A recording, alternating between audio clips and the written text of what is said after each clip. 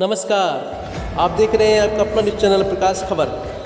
खबरों के ताज़ा अपडेट पाने के लिए हमारे चैनल को सब्सक्राइब करें तथा बेल आइकन दबाना ना भूलें। देखिए,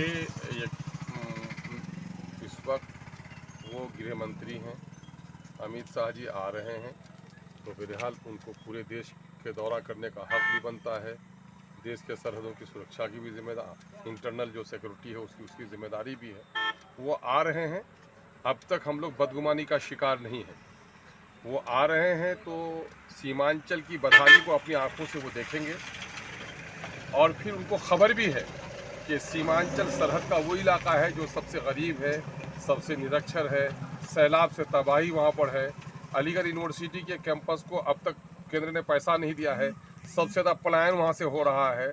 तो अगर इन मुद्दों पर उनके दिल में नरमी होगी तो मैं समझता हूँ देश का हिस्सा इसको मानते हैं, तो देश के तरक्की के मेन स्ट्रीम में इस क्षेत्र को ले जाने के लिए उनको पैकेज का ऐलान करना चाहिए।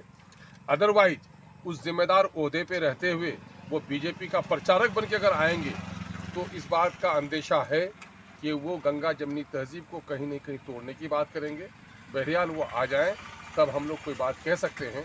अब तक तो हम ये उम्मीद रखते हैं कि वो जिस ओहदे पे खड़े हैं उनको कम से कम सीमांचल के हित के बारे में सोचना चाहिए और इस क्षेत्र के पिछड़ेपन के निदान के लिए विकास की योजना उसे सूचित करनी चाहिए। जैसा कि अभी सुनने में आ रहा है कि यह क्षेत्र चिकन नेक को एक केंद्र शासित प्रदेश बनाने की बात चल रही, क्या इसमें सच्चाई है, क्या होगा? देखिए, आरएसएस और भाजपाइयों ने हमेशा इस क्षेत्र को बदनाम करने की कोशिश की है।